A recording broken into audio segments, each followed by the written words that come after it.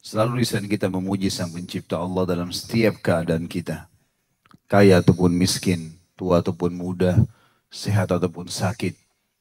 Selalu seorang muslim mengatakan Alhamdulillah ala kulli hal. Segala puji bagi Allah dalam setiap keadaan. Karena dia tahu sekali dan harus menyadari kalau kalimat ini, Alhamdulillah adalah kalimat penghubung secara langsung dengan Sang Pencipta Allah, dan Sang Pencipta Allah memberikan istilah dengan kalimat syukur. Berterima kasih kepadanya atas wujudnya kita di muka bumi ini. Juga kita panjatkan selanjutnya salam hormat kita, salawat dan taslim kepada manusia yang telah diutus oleh Allah kepada kita semua. Dan memang Sang Pencipta Allah telah menjadikan mengucapkan salam hormat kepadanya sebagai bentuk ibadah dan kepatuhan kepada Sang Pencipta Allah. Dan itu akan dibalas secara langsung 10 kali tambahan rahmat dengan mengucapkan sekali. Yang berarti pengampunan dosa, peninggian derajat, pemenuhan segala kebutuhan. Maka jadilah seorang muslim yang selalu membaca salawat dan taslim kepada Nabi besar Muhammad sallallahu alaihi wasallam. Pasal terakhir kita dalam bab adab adalah pasal ke-14. Semoga Allah Subhanahu wa taala memberkahi ilmu yang sudah kita pelajari dalam 2 bab yang lalu. Bab akidah, dan insya Allah malam ini terakhir bab adab. Dan Allah mudahkan kita juga menyelesaikan 2 bab yang tersisa. Masalah akhlak dan juga fikih ibadah dan fikih muamalah. Pasal ke-14 ini adalah adab tidur. Saking sempurnanya agama Islam, saudaraku seiman, sampai semuanya diatur. Dan makan, minum, berpakaian, semua ini termasuk hal yang rutin sekali dikerjakan setiap hari dan kebutuhan dasar.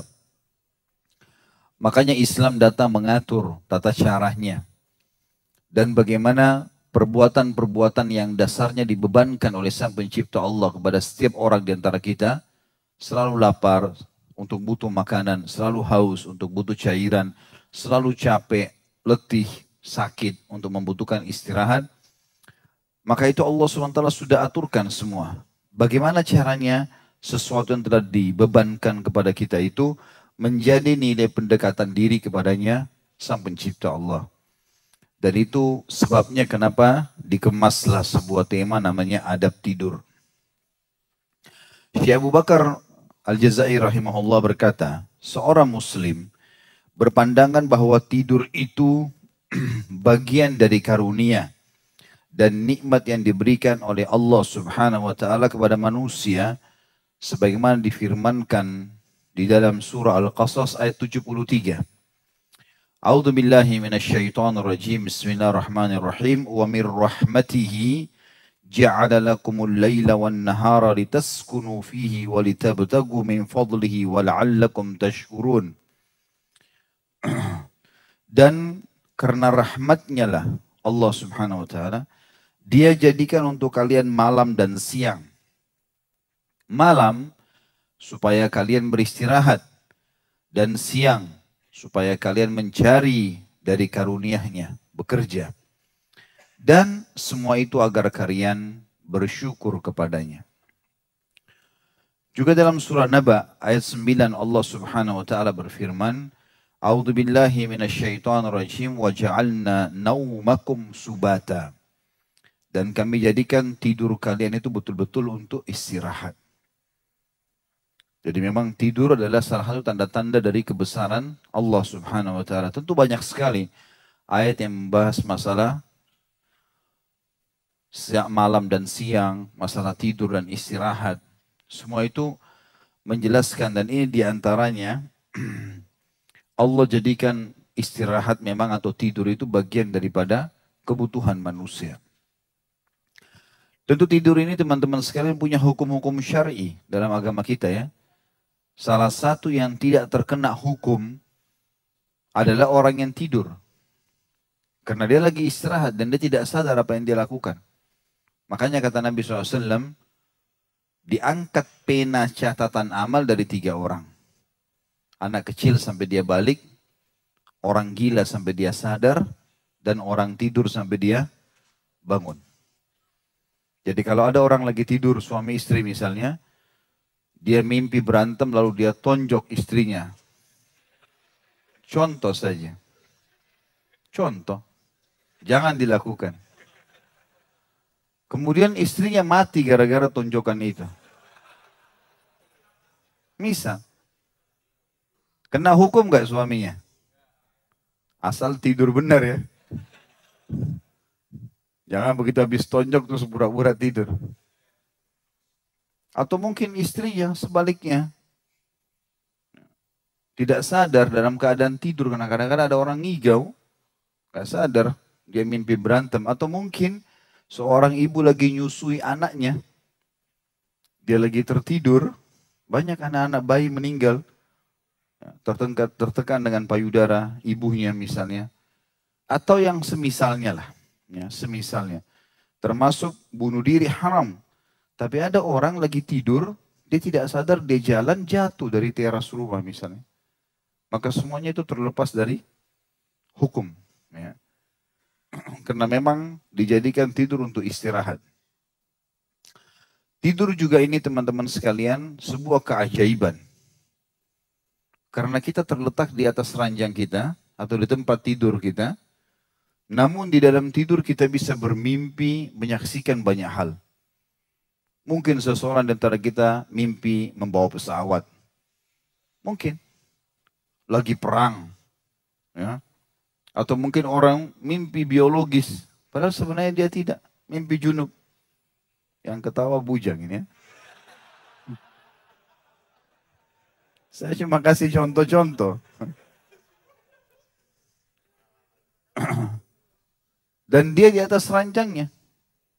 Dan kadang-kadang subhanallah pada saat seseorang lagi mimpi sesuatu yang menggembirakan. Dan ada yang membangunkan dia. Dia menyesal kenapa dibangunin. Atau sebaliknya. Dia mimpi buruk. Mungkin dia akan dibunuh oleh orang. Mungkin dia masuk ke neraka. Mungkin segala macam. Lalu kemudian ada yang membangunkan. Dan dia berterima kasih. Karena orang itu membangunkan dia. Dan seperti seakan-akan nyata. Dan Nabi SAW memang menyebutkan tidur itu punya bekas. Artinya sering kali yang terjadi itu bisa benar. Makanya Nabi SAW dikatakan dalam hadis sahih riwayat Bukhari, Aisyah berkata radhiyallahu anha, kalau Nabi SAW bangun tidur sering mengusap bekas tidur dari wajahnya. Alaihissalatu wassalam. Ya. Dan beliau memerintahkan para sahabat melakukan itu. Tidur juga teman-teman sekalian, terjadi prosesi keluarnya ruh. Tapi bukan seperti keluarnya pada saat meninggal. Ya. Makanya Nabi SAW mengatakan, An-naumu akhul maut. Tidur itu saudaranya kematian. Ya. Dalam ayat Al-Quran juga begitu disebutkan. Allah SWT menjelaskan, kalau orang lagi tidur, maka dia akan mengembalikan ruh orang yang masih hidup, dan dia menahan orang yang akan meninggal dunia. Seperti itulah. Ya. Jadi memang tidur sebuah tanda-tanda keajaiban. Yang Allah subhanahu wa ta'ala perlihatkan kepada kita. Dan ulama mengatakan tidur bisa dijadikan pelajaran tentang terjadinya hari kiamat. Artinya kita nanti pada saat meninggal dan dihadirkan di mahsyar, dibangkitkan. Kemudian masuk ke surga dan neraka. Di situ kita akan seperti orang yang sedang mimpi dan terbangun. Oh ternyata ini dulu yang saya lalui. Histori hidup saya dari A sampai Z inilah dia. Sebatas itu saja. Maka ini memang betul-betul keajaiban. Makanya Allah mengatakan ini adalah agar kalian bersyukur. Itu tanda-tanda kebesarannya Allah. Gitu kan. Semua ini adalah hal yang perlu dijadikan ibrah dan pelajaran bagi setiap muslim. Kata Syekh Abu Bakar rahimahullah, lanjutan paragrafnya, istirahatnya manusia di malam hari setelah kesibukannya sepanjang siang hari merupakan hal yang dapat membantu kehidupan jasmaninya. Jadi istirahat di malam hari begini itu adalah sebuah ibadah dan justru kesehatan. Saya pernah duduk dengan seorang dokter senior, beliau sudah meninggal rahimahullah berapa bulan yang lalu, umurnya sudah 80 sekian. Rupanya dia sering ngikutin ceramah kita di YouTube, kemudian ngobrol, hadir di pengajian saya terus ngobrol. Lalu kemudian sampai beberapa penelitian dia secara ilmiah di Amerika, di Jepang, dia punya komunikasi dengan banyak dokter-dokter internasional. Dia bilang salah satunya keajaiban adalah bagaimana Al-Quran menceritakan kalau malam memang waktu untuk istirahat. Dan sebagian ilmuwan mengadakan penelitian. Kalau ada dua orang, yang satu 70 tahun, yang satu 70 tahun, dan ditemukan yang satu, si A dan si B misalnya. Si A ini selalu memaksimalkan waktu malamnya untuk istirahat, dan yang si B suka begadang, akan ditemukan si A jauh lebih sehat, jauh dari penyakit. Ya. Lebih awet muda, lebih ini, lebih itu, segala macam poin yang disebutkan sama dia. Dan memang ternyata gelapnya langit ini memang untuk istirahat. Makanya juga ini dihubungkan dengan masalah, itu kalau secara medis ya, jasmani sebagaimana disebutkan di sini. Saya kasih contoh tadi penelitian itu. Sementara dari sisi hukum syar'i sendiri, hampir seluruh buku-buku hadis menyebutkan tentang bab khusus, diantaranya Abu Dawud rahimahullah, bab khusus bab nahi anis samar. Larangan untuk begadang. Jadi orang membuang-buang waktu di malam hari tanpa ada hal yang bermanfaat, maka itu dilarang. Disebutkan dalam banyak athar bahwasanya Nabi SAW, Abu Bakar dan Umar radhiyallahu anhum majma'in tidak begadang kecuali hal-hal yang darurat. Di antaranya takziah, menyampaikan wahyu, majelis ilmu, kalau wahyu turun di malam hari, selepas Isya, atau menyambut tamu yang sedang datang, atau orang yang ditugaskan untuk berjaga-jaga. Ya. Selain daripada itu semuanya istirahat. Dan saya sudah pernah sampaikan Umar bin Khattab radhiyallahu anhu, seringkali selesai lepas Isya, habis sholat Isya, ba'da Isya, bubar dari masjid, di zaman Nabi SAW sampai khilafah beliau, selalu bawa cambuk di jalanan. Kalau dia temukan ada orang-orang muslim lagi kumpul, ditanya, kenapa kalian kumpul? Kalau jawabannya takziah, silaturahim keluarga, udzur syar'i, maka dibiarkan sama Umar. Tapi kalau mereka cuma ngobrol-ngobrol kosong, dicambukin. Sambil Umar berkata, apakah kalian begadang di sini? Ya, membuang-buang waktu sehingga sholat malam kalian dan subuh kalian terlalaikan. Maka tidur sebenarnya yang paling sehat itu di awal malam. Ya. Tentu Nabi SAW dalam hadis yang lain disebutkan membenci atau tidak menyukai tidur habis maghrib. Ya, ini tentu hikmah-hikmah yang antaranya takut kehilangan Isya dan seterusnya. Tapi Nabi SAW melarangnya secara umum. Tapi selepas Isya itu sudah masuk dalam anjuran. Dan kita dianjurkan sepertiga malam, 2 jam, 3 jam, sebelum subuh justru bangun untuk sholat tahajud karena waktu mustajab. Dan subhanallah orang-orang yang kena penyakit jantung, dikhawatirkan stroke, ini umumnya kalau terapi-terapi di rumah sakit biasanya di jam-jam ini disuruh bangun. Jam 2 malam, mereka jalan-jalan di teras kamar sampai menjelang subuh. Nah rupanya jam-jam seperti ini adalah jam-jam serangan yang sering datang dari penyakit-penyakit itu. Pada saat mereka beraktivitas, bergerak, maka dia bisa aman dari penyakit itu. Kita sudah disuruh bangun. Ya, untuk sholat lagi, bergerak. Gitu kan, di waktu-waktu ini. Oleh karena itu teman-teman yang terbiasa dengan begadang ini harus diubah polanya. Kecuali pada udzur-udzur syar'i. Jangan gunakan bahasa teman-teman sekalian, saya tidak bisa tidur. Tidak boleh. Saya bisa tidur. Gitu kan. Jangan bilang saya tidak bisa. Bisa insya Allah. Asal mau. Makanya kita pernah bahas di masalah adab makan. Pernah ada sahabat. Sahabat ini tahu. Orang-orang di zaman itu yang suka dengan kesombongan. Kalau makan, makan dengan tangan kiri. Maka dia pun di hadapan Nabi SAW makan dengan tangan kiri. Semua makan tangan kanan. Kata Nabi SAW, makan dengan tangan kananmu. Dia mengatakan, saya nggak bisa ya Rasulullah. Maka Rasulullah SAW mengatakan, semoga kau nggak bisa. Semenjak itu betul-betul tidak pernah lagi kedua tangannya nggak bisa dipakai untuk nyuap ke mulutnya. Stroke tangannya. Beda kalau orang memang dasarnya tangannya putus, ada masalah di perban, nggak bisa, mungkin. Kalau enggak nggak boleh, gitu kan? Berarti sebenarnya kita bisa teman-teman sekalian, bukan tidak bisa. Yang penting gunakan kalimat-kalimat positif untuk mengatakan bisa. Saya bisa insya Allah. Mungkin butuh proses 2-3 hari, tapi biasakan. Kalau biasanya kita tidur pagi, sampai menjelang duhur diganti. Nggak usah tidur di situ. Gitu kan? Sunnah Nabi SAW tidur di 2 waktu. Di waktu kailula. Kailula itu di siang hari ya. Ada sebagian ulama mengatakan menjelang duhur. Jam 11 sampai jam 12 kalau kita sekarang. Atau selepas duhur sampai asar. Kata Nabi SAW, berkailulalah kalian karena syaitan tidak berkailula. Riwayat lain atau athar lain, tolonglah sholat malam kalian dengan kailula. Dan tolonglah puasa kalian dengan sahur. Ya. Ada perintah untuk itu. Dan yang satunya adalah di awal malam atau selepas isya. Bila seseorang tidak ada udzur syar'i, dia beristirahat. Ya.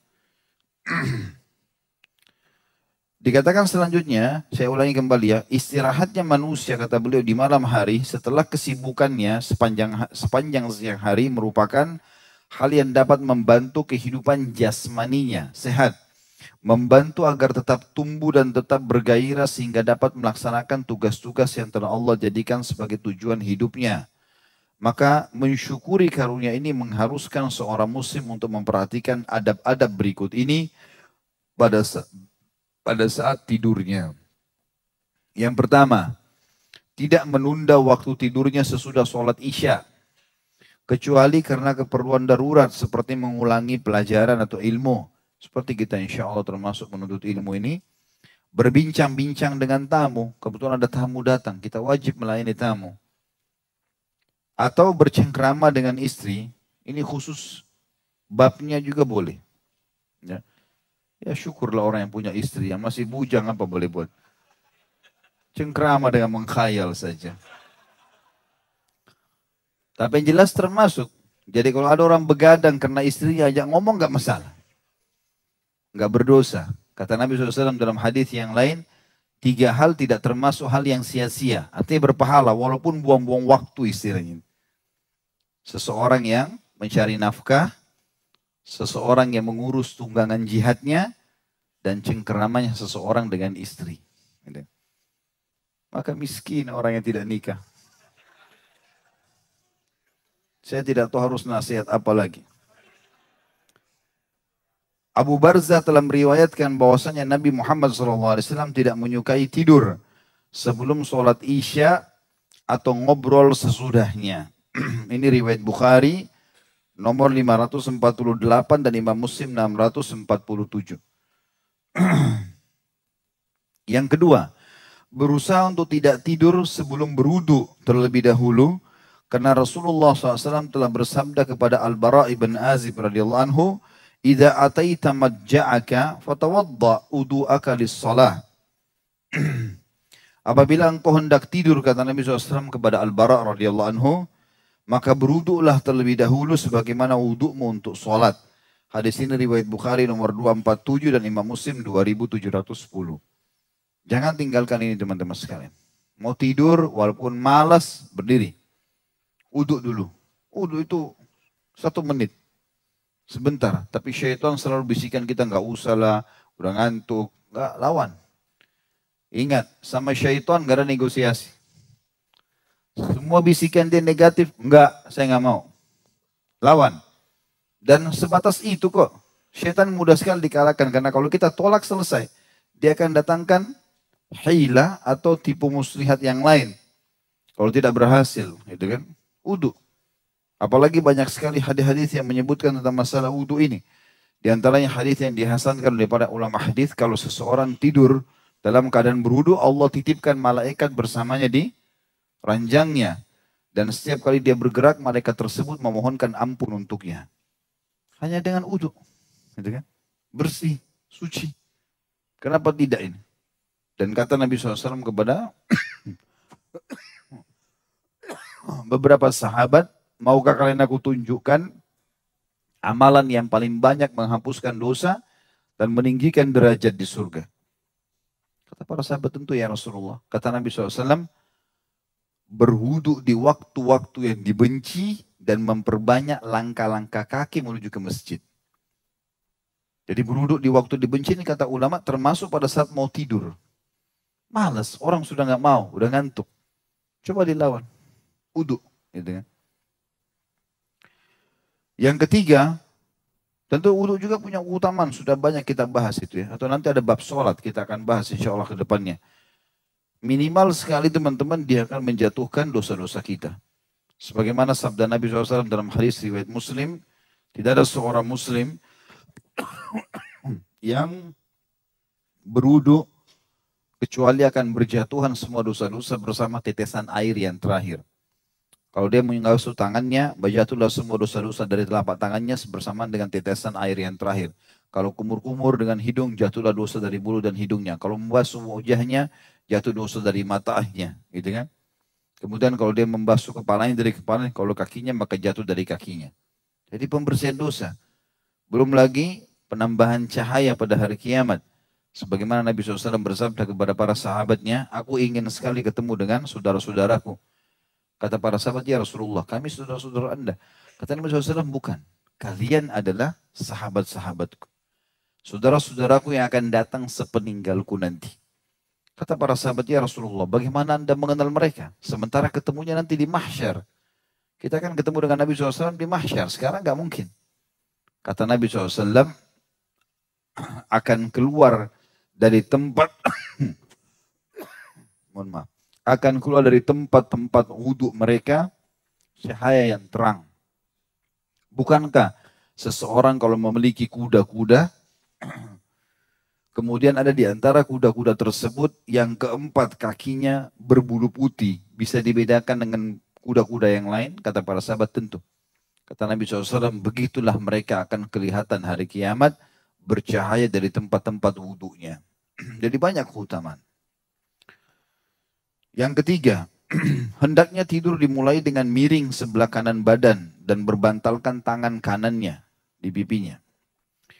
Tidak mengapa kalau kemudian berbalik ke sebelah kiri badan. Kalau sudah terlanjur tidur nggak ada masalah. Yang penting dimulai dengan sisi kanan.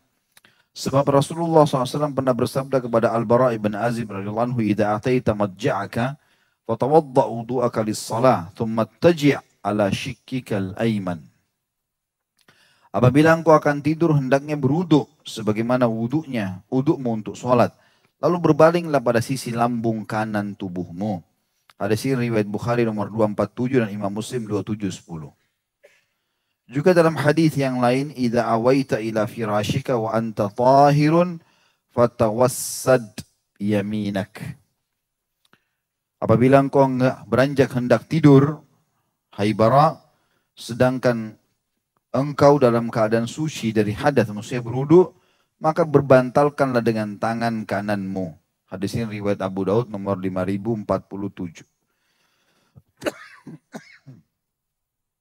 Tentu ini juga sudah pernah saya ceritakan dan saya ingatkan kembali seorang anak muda di Amerika yang muslim, salah satu pengurus masjid, dia pernah pergi berobat di salah satu dokter spesialis penyakit dalam, kebetulan beragama Nasrani. Karena dia dapat nomor antri yang terakhir, si anak muda muslim ini pengurus masjid tertidur di kursi. Dan rupanya dia tidur dengan pola ini. Dia balik sisi kanan, kemudian dia letakkan telapak tangannya di bawah kanan, pipi kanannya.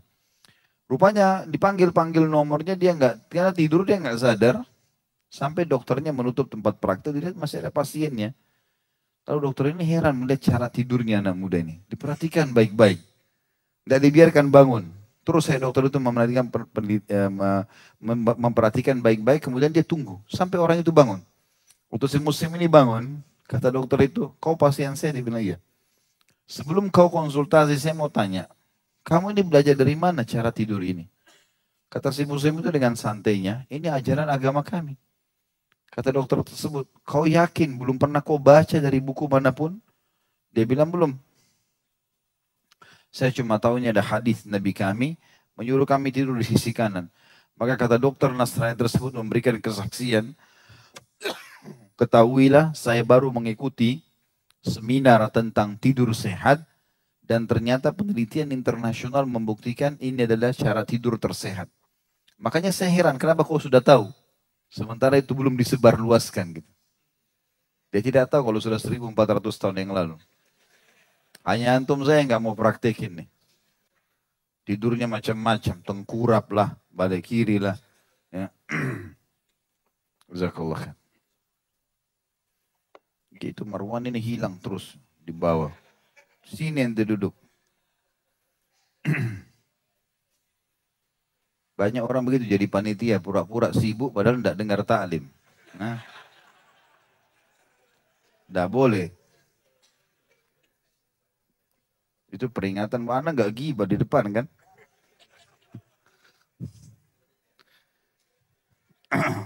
Bagus nggak dikasih perhatian khusus gitu? Ya, semuanya berharap. Salaman dulu.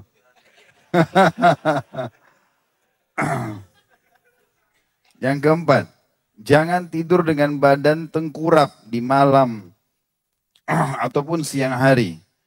Karena diriwayatkan bahwasanya Rasulullah SAW bersabda, Innaha dij'atun ahlin nar. Sesungguhnya berbaring dengan tengkurap adalah berbaringnya penghuni neraka. Hadis ini riwayat Ibnu Majah nomor 3724. Ya. Tentu beda di sini teman-teman sekalian kalau orang dalam keadaan berobat ya. Jadi dia harus berobat, ada luka di belakang, harus diperiksa oleh dokter, dia harus tengkurap, itu lain. Yang dimaksud adalah tidur dalam kondisi santai, dia butuh istirahat, ini nggak boleh sama sekali. Ya. Termasuk anak-anak diingatkan kalau yang punya anak-anak kecil, karena ini biasanya syaitan subhanallah sudah menggoda anak kecil kita dengan sering tengkurap atau makan tangan kiri. Saya perhatikan beberapa anak yang Allah karuniakan kepada saya selalu begitu subhanallah. Jadi walaupun kita kasih makanan dengan tangan kanan, nanti dipindahin ke tangan kiri. Jadi kita harus awasin terus. Ya, karena syaitan sudah membiasakan, nanti hanya muncullah istilah kidal. Kalau dalam Islam nggak ada kidal-kidal. Karena otak kiri lebih dominan lah, otak kanan dominan. Nggak ada, syariat mengatakan tidak ada tangan kiri. Dipakainya hanya untuk sesuatu yang memang membersihkan diri, cebok dan seterusnya. Begitu dalam hadis. Dan tangan kanan digunakan untuk kegiatan yang mulia. Sudah begitu ya, perintah agama kita. Juga dalam hadis yang lain atau riwayat lain kata Nabi SAW, Innaha dij'atun la yuhibbuha Allah. Sesungguhnya berbaring dengan tengkurap itu merupakan cara berbaring yang tidak disukai oleh Allah. Hadis ini riwayat Tirmidzi nomor 2768. Ya. Jadi ini jelas sekali tidak boleh tengkurap. Ya. Kalau masalah balik sebelah kiri, itu memang tidak ada lafaz khusus melarang balik ke sebelah kiri. Tetapi ulama mengatakan minimal dia bertolak belakang dengan anjuran untuk balik sisi kanan. Ya. Dan kita tahu bahwasanya sisi jantung ataupun hati manusia ada di sebelah kiri. Kalau dia tidur di sebelah kiri, dia seperti menekannya. Ya. Kalau di sisi kanan tidak, berbeda. Dan ada penelitian juga, diadakan penelitian oleh beberapa ilmuwan muslim, kalau tidur di sisi kanan dengan beberapa jam, itu atau tidur di sisi kanan, manfaatnya bisa double ya, dengan waktu yang sama kalau tidur di sisi kiri. Jadi misalnya, balik sisi kanan, tidur 3 jam. Sementara balik sisi kiri 6 jam, itu manfaatnya baru sama. Dengan 6 jam sana, manfaatnya sama dengan 3 jam di sini.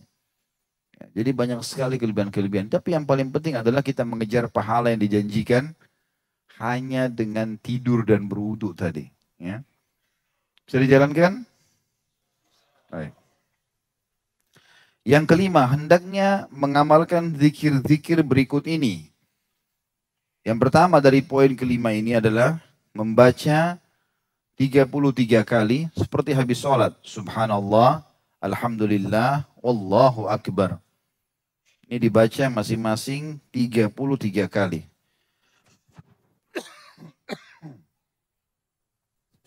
Lalu dia membaca 100-nya.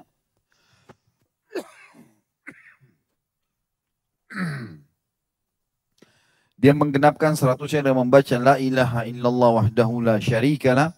Lahul mulku wa lahul hamdu wa huwa ala kulli syai'in qadir. Berdasarkan sabda Rasulullah SAW kepada Ali dan Fatimah radhiyallahu anhum ajma'in, ketika mereka berdua meminta kepada beliau seorang pembantu untuk membantu mereka di rumah. Jadi riwayatnya cukup panjang tentunya, di mana Fatimah datang ke rumah Nabi SAW dan memperlihatkan telapak tangan beliau yang suci, mengatakan, ya Rasulullah, ya, lihatlah telapak tanganku, bagaimana aku mengurus rumah. Jadi karena biasa nyapu, apalah bersihin rumah sendirian semuanya, sehingga akhirnya tangannya jadi keras ya, dan luka. Maka aku mengetahui Anda memiliki beberapa orang sahaya, karuniakanlah, berikanlah kepada kami satu atau dua yang membantu. Maka Nabi SAW waktu itu belum menanggapi. Dalam riwayat yang sahih dikatakan, pada saat Ali dan Fatimah radhiyallahu anhum mau tidur di malam hari di musim dingin, kata Ali, tiba-tiba kami mendengarkan seseorang mengetuk pintu. Dan pada saat kami membuka, ternyata dia adalah Rasulullah SAW. Yang beliau naik di ranjang kami dan masih terasa dinginnya telapak kaki beliau. Lalu beliau bersabda, inilah kata Nabi SAW, ala adullukuma ala khairin mimma sa'altuma. Idza akhadtuma majja'akuma fasabbiha 33 wahmada 33 wa kabbira 34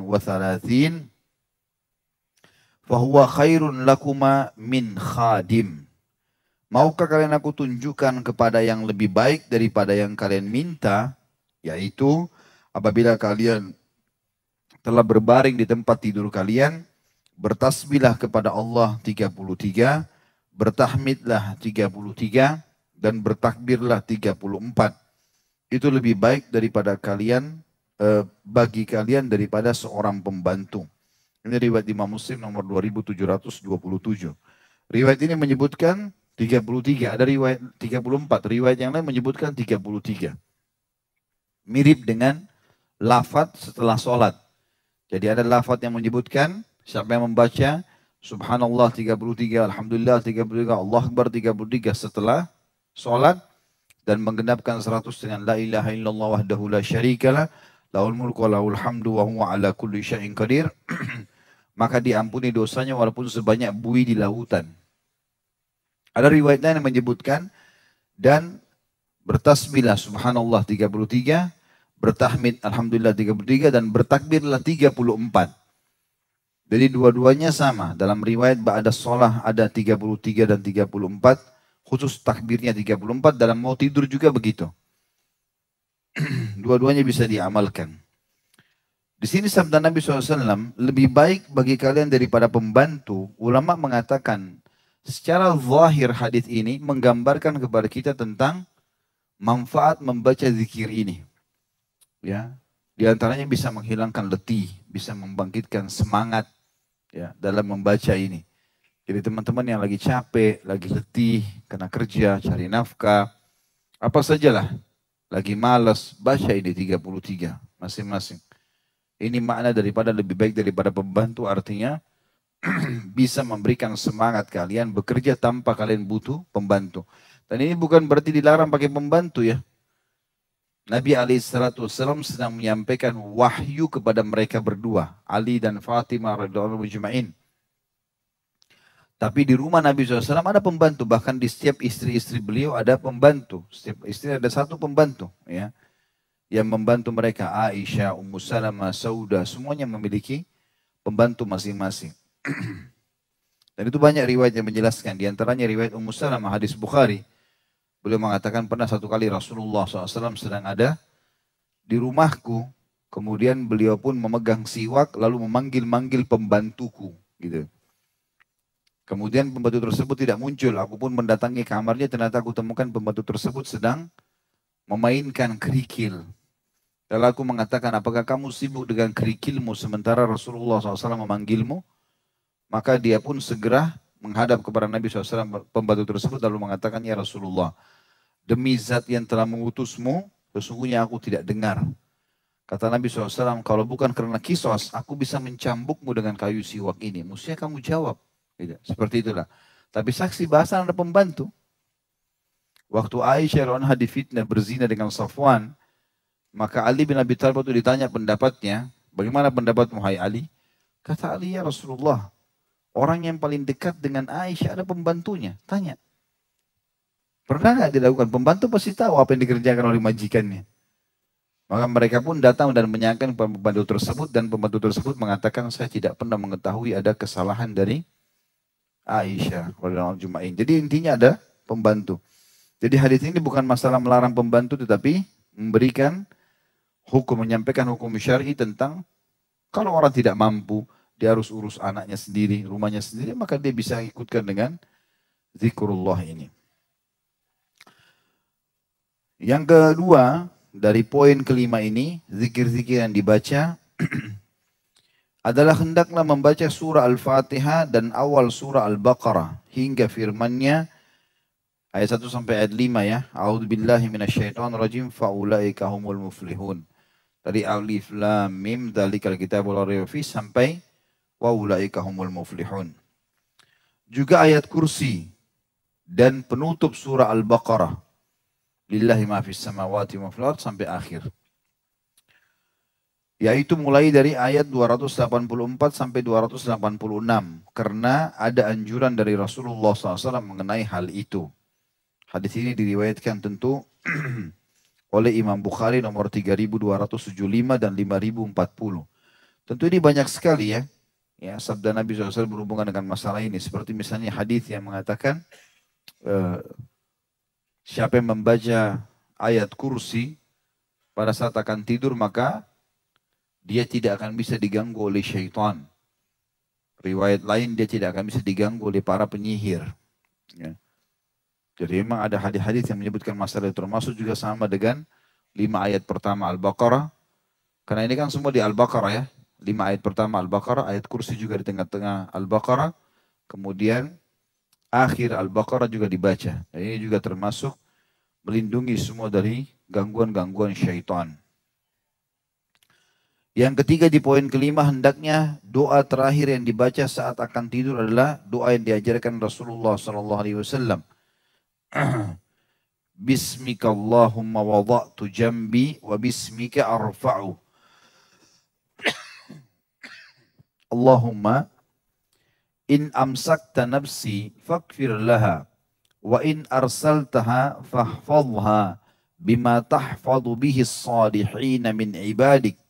Allahumma inni aslamtu nafsi ilaik wa fawwadtu amri ilaik wa alja'tu dhahri ilaik astaghfiruka wa atubu ilaik amantu bi kitabika alladhi anzalt wa bi nabiyyika alladhi arsalt faghfir li ma qaddamtu wa ma akhartu wa ma asrartu wa ma alant wa ma anta alamu bihi minni antal muqaddimu wa antal muakhir la ilaha illa ant Rabbi kini adzabaka yawma tab'atsu ibadak.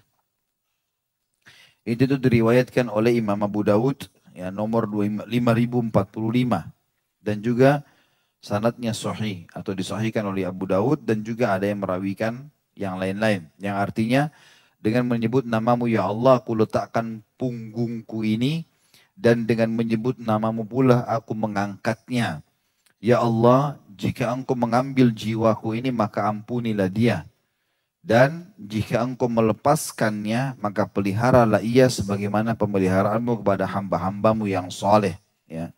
Sampai sini tentu ini riwayat Imam Bukhari ya. Sampai sini adalah riwayat Imam Bukhari. Ada footnote nomor 479 di situ, nomor 7393. Lanjutannya, ya Allah sungguhnya aku serahkan jiwaku kepadamu dan aku pasrahkan urusanku kepadamu. Aku sandarkan punggungku kepadamu dan aku memohon ampunanmu dan bertobat kepadamu. Aku beriman kepada kitab Al-Quran yang telah engkau turunkan dan kepada Nabi Muhammad SAW yang telah engkau utus. Ya, sampai sini diriwayatkan Imam Bukhari nomor 247. Kemudian lanjutannya, maka ampunilah bagiku dosa-dosaku yang telah lalu dan yang akan datang. Dosa-dosa yang aku lakukan secara sembunyi dan yang terang-terangan, dan dosa-dosaku yang engkau lebih mengetahuinya. Engkau lah yang maha mendahulukan dan engkau lah yang maha mengakhirkan. Tidak ada Tuhan yang berhak disembah melainkan engkau, ya Rabbku, Lindungilah aku dari azabmu pada hari engkau membangkitkan hamba-hambamu.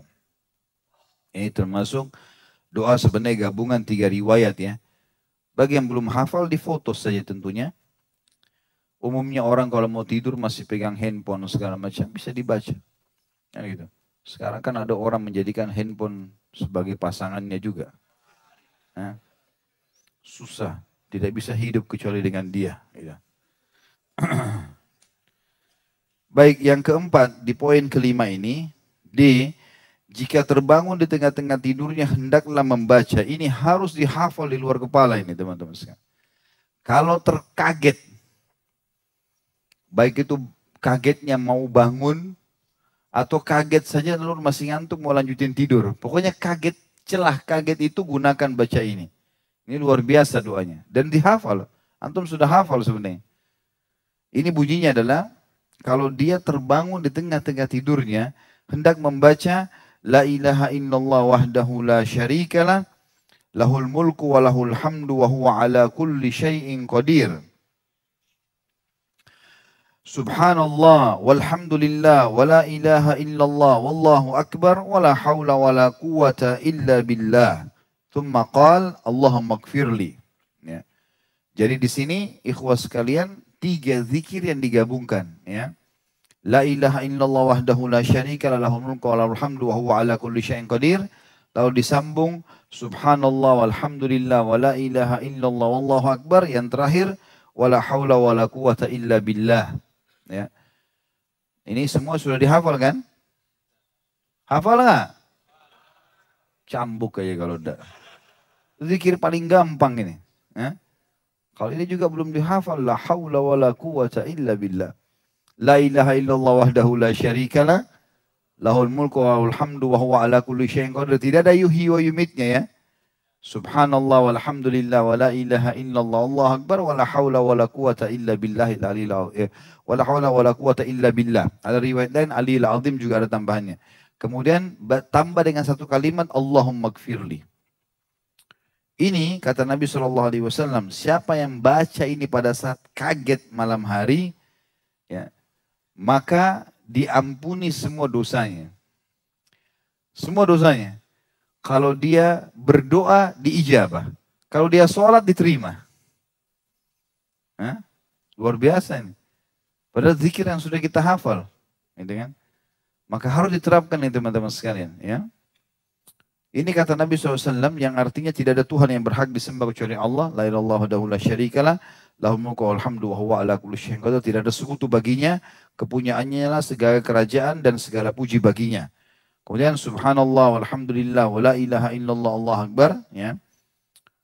Maha suci Allah, segala puji bagi Allah. Tidak ada Tuhan yang berhak disembah selain Allah. Allah maha besar.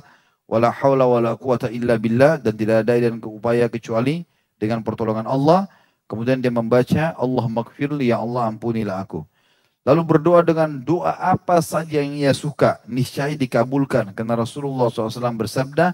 Man ta'ara bil-lail faqala hina istaikid. Barang siapa yang terbangun kaget di malam hari lalu dia pada saat bangun itu membaca disebutkan dalam lafaz hadis tadi ya doa-doa zikir itu thumma da'as tujibalah. Kemudian dia berdoa dikabulkan doa-doanya. Hadis ini diriwayatkan oleh Imam Bukhari nomor 1154. Lafaz yang lebih lengkap diampuni dosa-dosanya yang lalu, kalau dia berdoa diterima doanya, kalau dia sholat diterima sholatnya.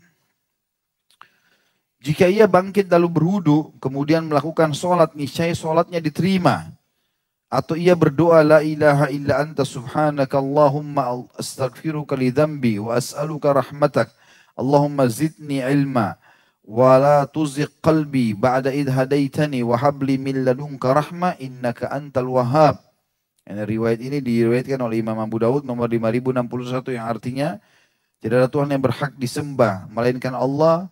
Maha suci Engkau ya Allah, aku memohon ampun kepadamu atas dosa-dosaku. Aku memohon rahmatmu. Ya Allah, berikanlah aku tambahan ilmu dan jangan Engkau sesatkan hatiku sesudah Engkau memberiku petunjuk. Dan berilah aku rahmat darimu, sungguhnya Engkau lah yang maha pemberi. Yang keenam, hendaknya mengamalkan zikir-zikir berikut ini apabila bangun dari tidur.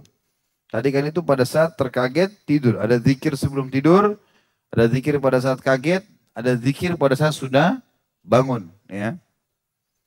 Kita tutup dengan poin keenam ini tentunya. Dengan beberapa anjuran zikir. Hendaklah mengamalkan zikir-zikir berikut ini apabila bangun tidur. Yang pertama, apabila bangun tidur dan sebelum bangkit dari tempat tidur hendaknya membaca Alhamdulillahilladzi ahyana ba'dama amatana wa ilaihin nusyur. Segala puji bagi Allah yang telah mengembalikan hidup kami setelah dia mematikan kami, ya, atau menghilangkan dengan tidur, dan kepadanya lah kami atau kepada Allah lah akan dikembalikan, atau kita semua akan dikembalikan. Hadis ini riwayat Bukhari nomor 6312. Dan ini tadi tentu dalil hadis Bukhari ini yang sebagian ulama pegangi tentang apa yang saya jelaskan tadi di awal pertemuan, ya. Kalau orang tidur itu ruhnya bisa keluar, tapi bukan keluar seperti kalau dia meninggal. Ya, makanya di sini dikatakan segala puji bagi Allah yang telah menghidupkan kami setelah mematikan kami. Alhamdulillah di ahyana, hidupkan kami ba'dama amatana, setelah mematikan kami. Ya, sebagaimana saya jelaskan tadi. Yang kedua, hendaknya mengarahkan pandangan matanya ke atas langit dan membaca 10 ayat terakhir dalam surah Al-Imran. Bila ia hendak melakukan sholat tahajud. Karena Ibnu Abbas radhiyallahu anhu menuturkan, ketika aku bermalam di kediaman bibiku Maimunah, istri Rasulullah SAW, Rasulullah SAW bangun pada pertengahan malam atau beberapa saat sebelumnya, atau beberapa saat sesudahnya. Beliau bangun lalu mengusap mukanya dengan tangannya untuk menghilangkan rasa kantuk. Tadi saya bilang menghilangkan bekas tidur itu, ya. Sunnah juga mengusap wajah. Kemudian beliau bangkit. Kemudian beliau membaca 10 ayat terakhir dari surah Al-Imran. Kemudian beliau bangkit menuju bejana berisi air yang digantung dan berwudu dari situ, dan beliau sempurnakan wuduknya. Setelah itu beliau sholat. Ini riwayat Bukhari nomor 183. Jadi membaca 10 ayat terakhir surah Al-Imran. Ini untuk teman-teman nanti bisa lihat sendiri, ya. Yang ketiga, hendaknya membaca sebanyak 4 kali doa berikut. Allahumma inni asbahtu bihamdika ushiduka wa ushidu hamalata arshika wa malaikataka wa jami'i khalqika annaka antallahu alladhi la ilaha illa anta wa anna muhammadan abduka wa rasuluh. Itu tentu masuk dalam zikir pagi sebenarnya, ya. Ya, Syekh Abu Bakar rahimahullah masukkan dalam zikir bangun tidur di sini. Tapi ini yang jelas sunnahnya adalah dibaca pada saat pagi. Boleh bangun tidur ataupun selepas sholat subuh. Ini diriwayatkan oleh Abu Daud. Ya Allah, sungguhnya aku telah berada di pagi hari. Segala puji bagimu. Aku persaksikan kepadamu dan aku persaksikan para malaikat pengusung arshmu kepada seluruh dan juga seluruh malaikatmu dan segenap makhlukmu bahwasanya engkau adalah Allah yang tidak ada Tuhan yang berhak disembah selain engkau, dan Muhammad adalah hamba juga utusanmu. Itu tuh hadisnya, kata Nabi SAW, siapa yang membaca ini 1 kali seperti dia sudah menyelamatkan 1/4 tubuhnya dari api neraka. Yang baca 2 kali dia seperti menyelamatkan setengah tubuhnya dari api neraka. Yang baca 3 kali dia seperti menyelamatkan 3/4 dari tubuhnya dari api neraka. Dan siapa yang baca 4 kali, dia menyelamatkan seluruh tubuhnya dari api neraka. Sebab Rasulullah SAW bersabda, man qala marratan a'taqallahu rub'ahu minan nar. Wa man qalaha marrataini a'taqallahu nisfa. Wa man qalaha thalathan a'taqallahu thalathata arba'i. Fa in qalaha arba'an a'taqahu Allahu minan nar. Barang siapa yang membaca 1 kali, niscaya Allah membebaskan 1/4 jasadnya dari neraka. Barang siapa yang membacanya 2 kali, niscaya Allah membebaskan setengah dirinya dari neraka. Dan barang siapa yang membacanya 3 kali, niscaya Allah membebaskan 3/4 jasadnya dari neraka. Dan jika ia membaca 4 kali, niscaya Allah membebaskan seluruh tubuhnya dari api neraka. Hadis ini, hadisnya sanadnya sahih, diriwayatkan Abu Daud nomor 5069. Yang keempat di sini dari poin ke-6, apabila melangkahkan kaki di depan pintu untuk keluar, hendaknya membaca Bismillah tawakkaltu 'alallahi la haula wala quwata illa billah. Artinya Ini umumnya ulama masukkan dalam doa keluar rumah, tapi Syekh Abu Bakar rahimahullah menganggap ini doa begitu tinggalkan ranjang, keluar dari ruang tidur ke ruang tamu misalnya. Ataupun ke tempat-tempat lain termasuk keluar rumah membaca ini. Dengan menyebut nama Allah, aku bertawakal kepada Allah, tidak ada dan tidak ada kekuatan kecuali dengan pertolongan Allah. Hadis ini tentu diriwayatkan oleh Imam Tirmidzi dengan sanad sahih. Kata Nabi SAW dalam hadis, "Idza qala al-'abdu hadza, kina lahu kufita wa ukita wa tanahha anhu syaitan." Apabila seorang hamba membaca zikir ini, maka dikatakan kepadanya, engkau telah dicukupkan dan diberi perlindungan, dan syaitan pun berpaling darinya. Hadis ini Hasan diriwayatkan Tirmidzi nomor 3426. Dalam riwayat lain dikatakan, setiap syaitan yang bertemu dengannya di jalan akan berkata pada teman-temannya, orang ini nggak bisa lagi kita goda karena dia telah diselamatkan oleh Allah. Yang kelima, dan ini yang terakhir dari poin keenam adalah apabila meninggalkan pintu rumahnya hendaklah membaca, kalau dia mau ke masjid ya pada subuh hari, Allahumma inni a'udzubika an adilla au udalla au azilla au uzalla au azlima au udlam au ajhala au yujhalu alayya. Ya Allah, sungguhnya aku berlindung kepadamu agar aku tidak tersesat atau disesatkan, terpeleset atau dipelesetkan, atau dihina atau menghinakan ya. Berbuat zalim atau dizalimi, atau bertindak bodoh atau dibodohi oleh orang lain. Hal ini sebagaimana dituturkan oleh Ummu Salamah radhiyallahu anha, Rasulullah SAW tidak pernah keluar dari rumahku melainkan pasti mengarahkan pandangannya ke langit lalu membaca. Sampai sini diriwayatkan Abu Daud nomor 5094. Bunyinya, Allahumma inni a'udzubika min Allahumma inni a'udzubika an adilla au udalla au azilla au uzalla au adlima au udlam au ajhala au yujhalu alayya. Ya Allah, sesungguhnya aku berlindung kepadamu agar tidak tersesat atau disesatkan, terpeleset atau dipelesetkan, atau di sini menghina atau dihinakan ya, berbuat zalim atau dizalimi, ataupun bertindak bodoh atau dibodohi oleh orang lain. Allahu a'lam. Baik, begitu saja teman-teman sekalian materi kita. Dan insya Allah kita akan lanjutkan lagi pertemuan akan datang. Semoga Allah mudahkan membahas masalah bab akhlak dan juga Allah memudahkan kita mengamalkannya. Subhanakallahumma bihamdika asyhadu an la ilaha illa anta astaghfiruka wa atubu ilaik. Wassalamualaikum warahmatullahi wabarakatuh.